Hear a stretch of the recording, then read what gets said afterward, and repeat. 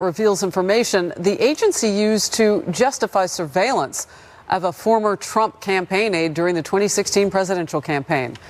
And on we go. This is Outnumbered. I'm Harris Faulkner. Here today, Melissa Francis, host of the Evening Edit on the Fox Business Network. Elizabeth McDonald, don't miss it. Democrat strategist and Fox News contributor Jessica Tarlov. And joining us in the center seat, Fox News media analyst, host of Media Buzz, and author of Media Madness, Donald Trump, the Press, and the War Over the Truth, Howie Kurtz is outnumbered. Nice to see you. You're silent. Oh, is this where I chime in? He has good manners. I had to fill the vacuum. Wow. And we're the media. It's so good to be outnumbered. Thanks. Thanks for being here. Great to be here. All right, let's get to the news. It is the document that so many have been waiting for after House Republicans tried for months to secure its release. The FBI has released the application it submitted to a secret court, the FISA court, to get permission to start surveilling the Trump campaign aide, Carter Page. The heavily redacted document, we now know, reveals the infamous Trump dossier compiled by a former British spy, Christopher Steele, which was a central part of the FBI effort.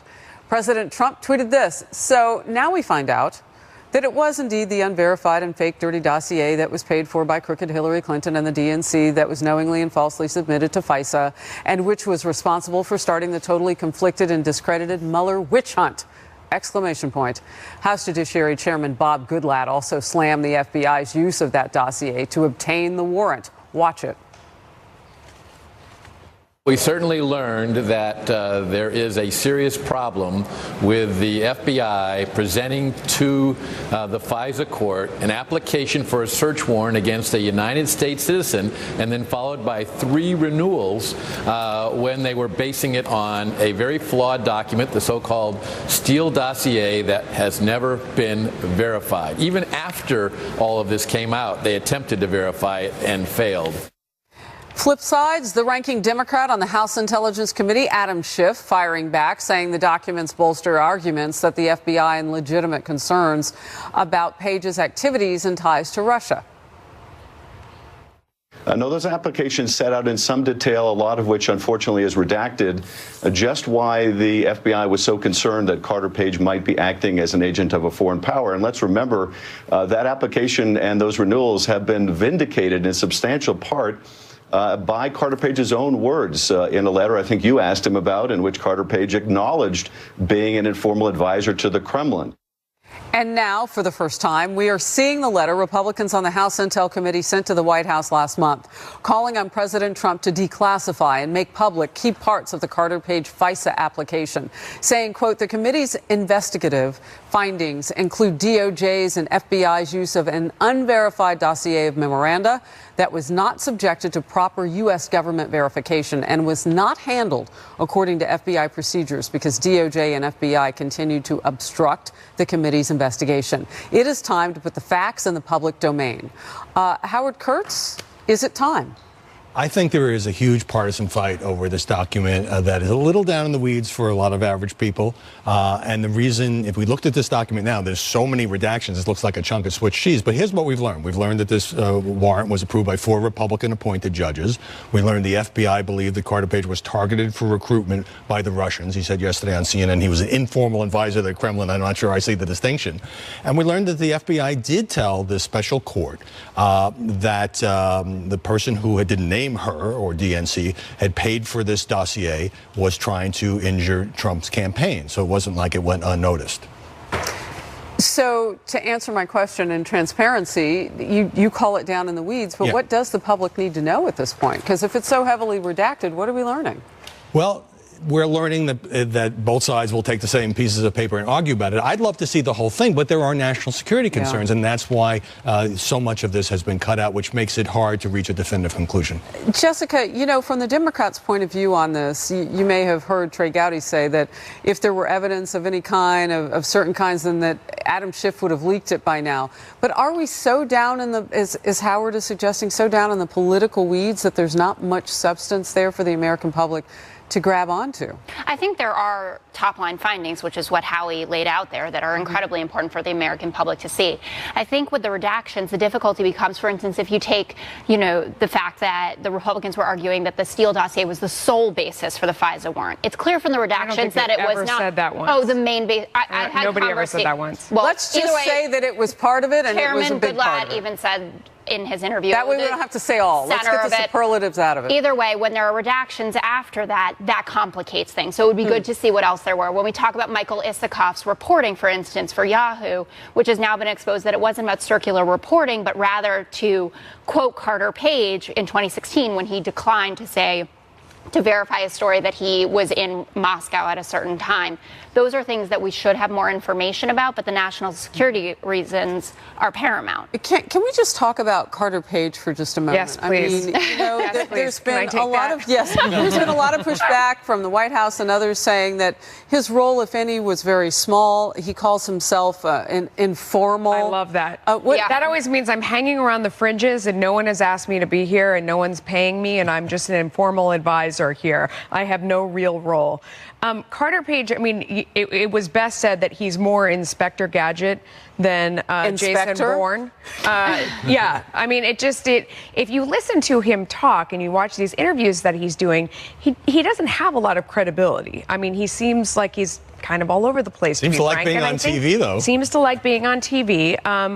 I can understand why if he has a meeting with anyone, it would raise suspicion. At the same time, he's been on the radar for a really long time. Yeah. And the fact that he's hanging around the hoop at the Trump campaign as well, I don't know. I mean, I would dispute some of Jessica's facts in the idea that, so the FISA warrant, it mentions in every single place this dossier, which we know was paid for by the opponent and didn't prove out to be true. And those Yahoo stories were circulated by the same people that created the dossier. So it seems like if they didn't need the dossier, it wouldn't be listed everywhere over and it was unverified, again. Right? So that's the issue, too. And I'm afraid, Harris, we're going to get into these hyper-technical terms that'll bog the debate down. I mean, let me back up. Senator Marco Rubio, to Melissa's point, has said Carter Page was on the radar screen for a long time before the Trump campaign. And he was sort of hanging around as a consultant with the shingle hanging out.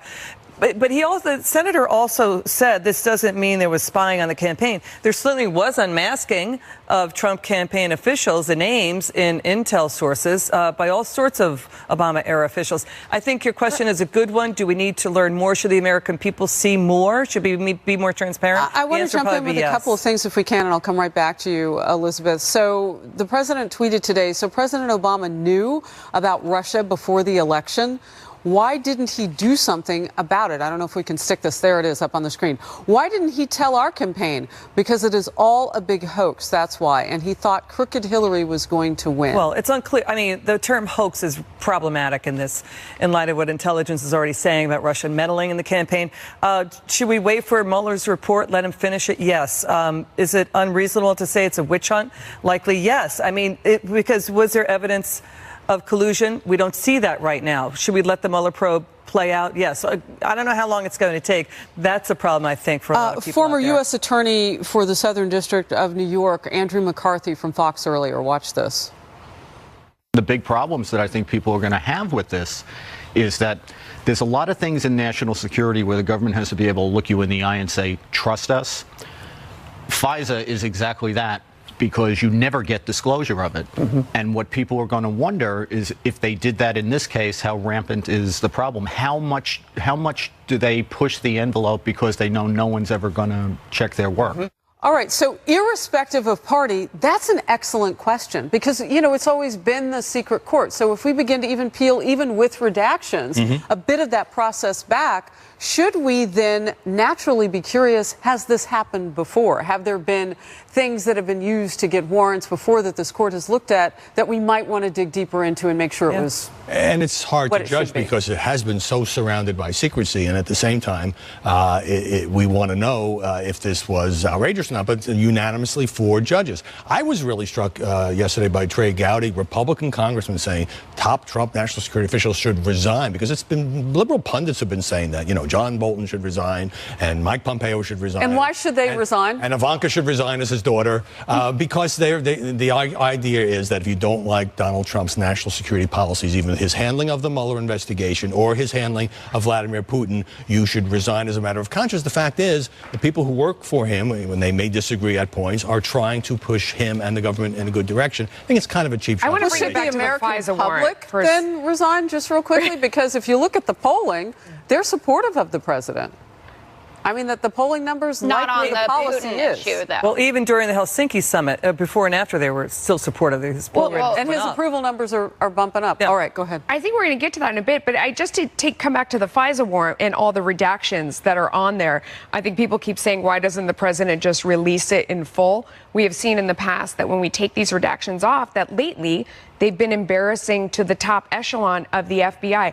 I actually think the president is trolling all the Democrats, and that the longer this FISA thing goes on, and then that the more suspicious, most people, especially on his side, get of this process. And in the end, when you peel it back and you see those embarrassing things, it's an aha moment. Right? Real quickly, let's get to Sarah Sanders, press secretary, on this very issue. The president would like this to operate independent of him, but he certainly has asked for the Department of Justice to be transparent in this process. And if there are questions, which clearly there remain to be some, we hope that they'll step up and help answer those questions. All right, Elizabeth? Your point's well taken that this FISA court, stepping back and looking at it, is extra constitutional.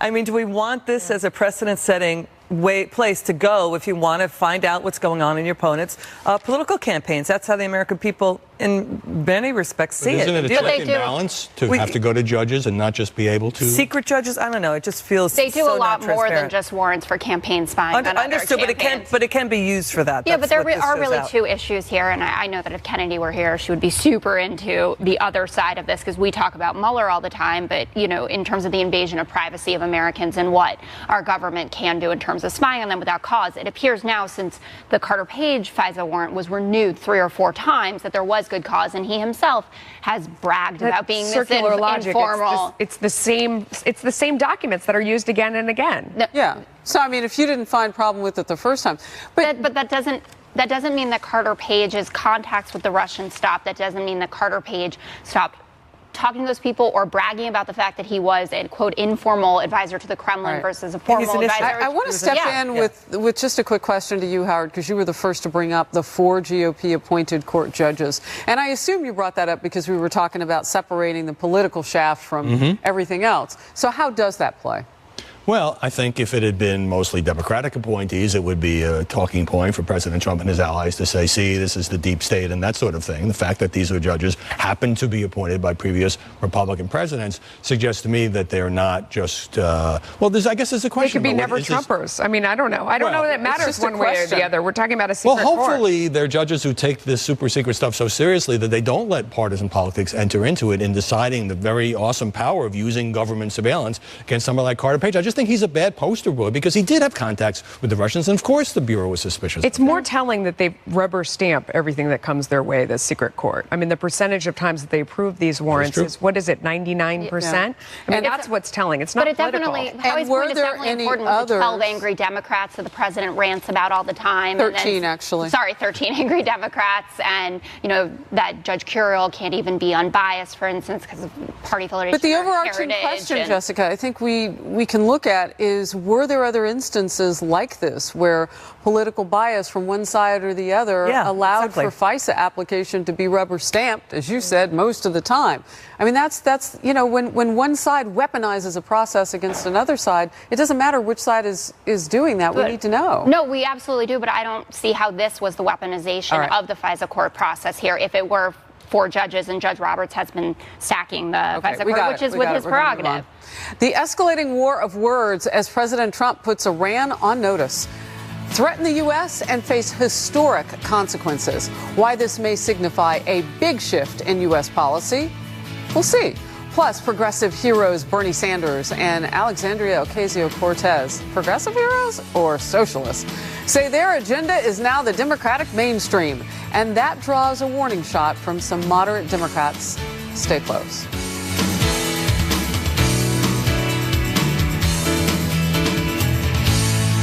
New day. Fox News alert: President Trump responding to some harsh words from Tehran after Iranian President Hassan Rouhani told Iranian diplomats that Americans, quote, must understand that war with Iran is the mother of all wars. And this.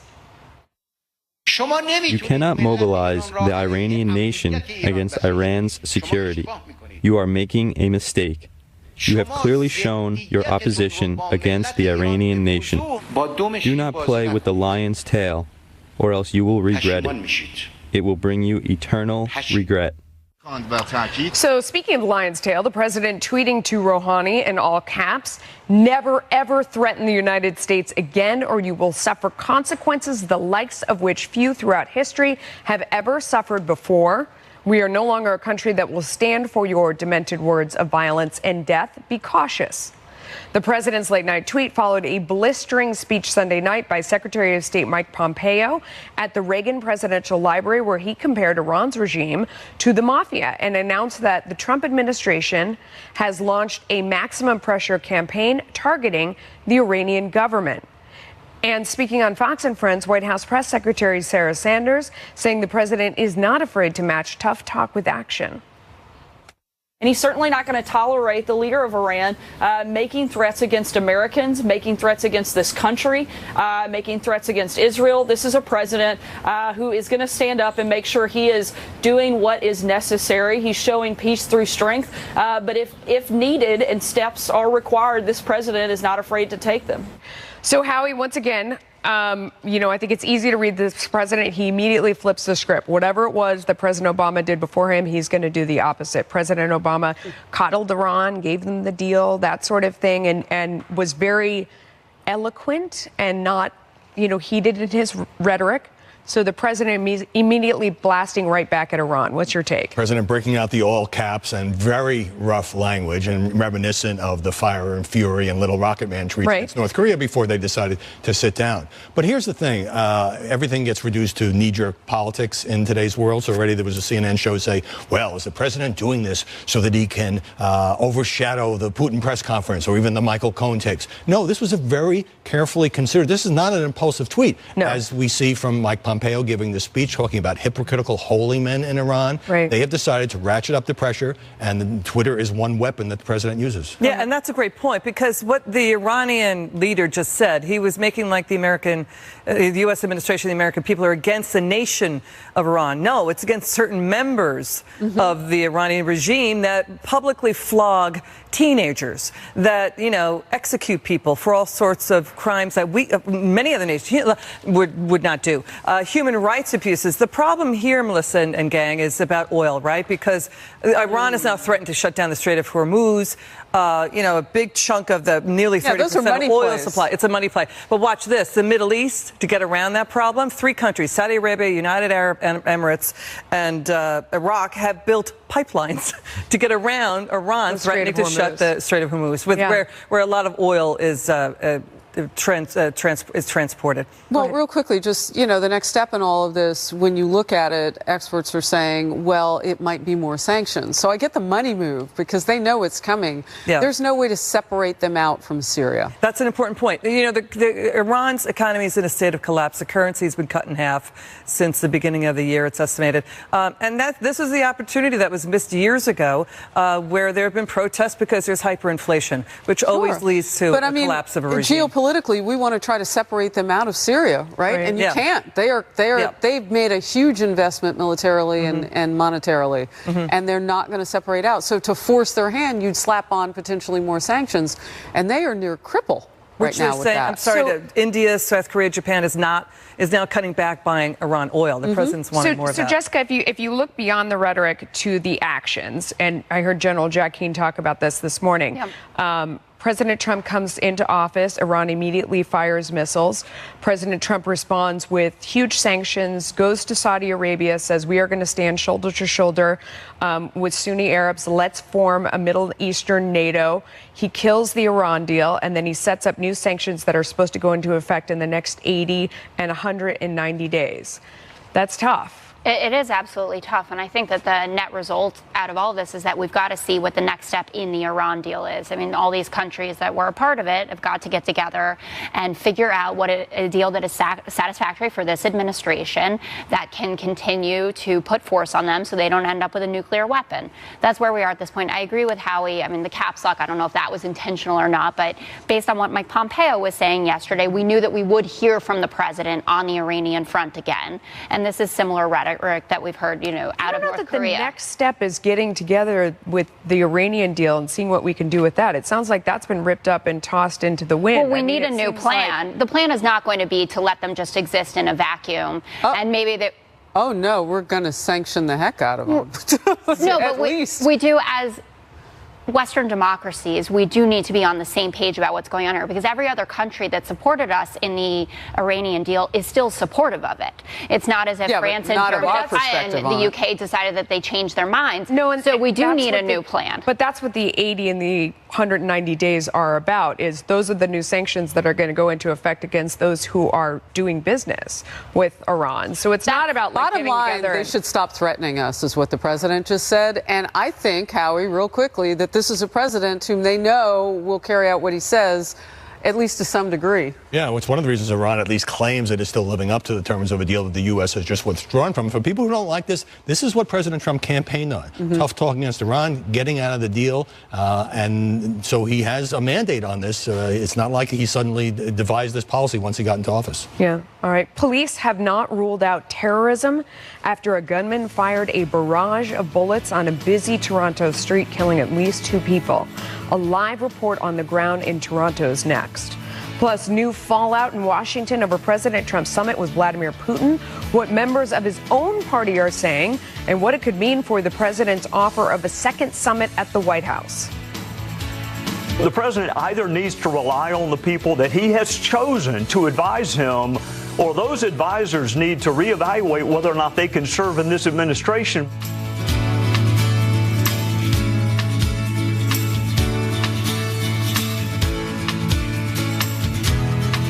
Why do experts believe silver could rise to $100 an ounce? Because according to a recent Forbes report, global demand for solar energy is going through the roof. China is leading the way with plans to build 100 of these massive solar farms. Fox News alert, 2 people are dead following a shooting on the streets of Toronto last night. Now we're learning one of those victims was just 10 years old, a little girl.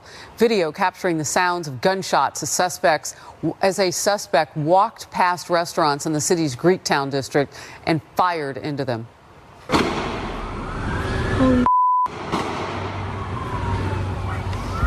Police say the mass shooting also left 12 people injured. Authorities are not ruling out terrorism. Watch as one witness describes the chaotic scene. I thought it was fireworks at first, because it was a rapid fire, and then there'd be a pause and some more fire. We didn't know what it was. We saw people starting to run in our direction, and I still didn't know what it was, and then more people were running, and so we started running, and we ran down a side street. Let's go to Toronto now. Brian Yanis, live near the scene. Brian?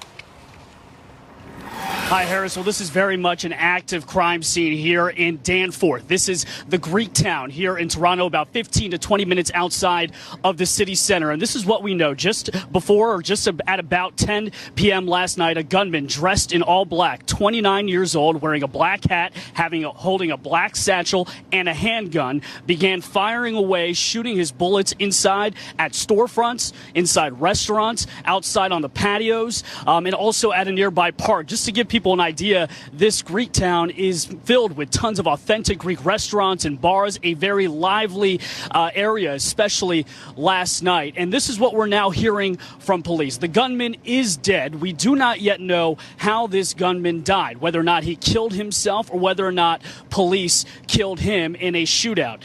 We also now know more about the victims. 2 people are dead, including a 18-year-old woman and a 10-year-old little girl. There are 13 other victims. They range in age from 10 to 59. They are all being treated at local hospitals. Their injuries and their wounds are anywhere from serious to even critical in some cases. A local hospital that was treating 5 victims says 3 needed immediate life-saving surgeries. Again, we're also talking about the Toronto Mayor, John Tory. He says this isn't related to gang violence. There still is yet no motive as to why they think this gunman did this. We also do not have a name, but he says this isn't gun violence and it could still be. Anything's on the table, including terrorism. This is the second attack in this city in 3 months. This is just 3 months after the April 23rd van attack that killed 10 people. Listen to what the mayor said earlier this morning.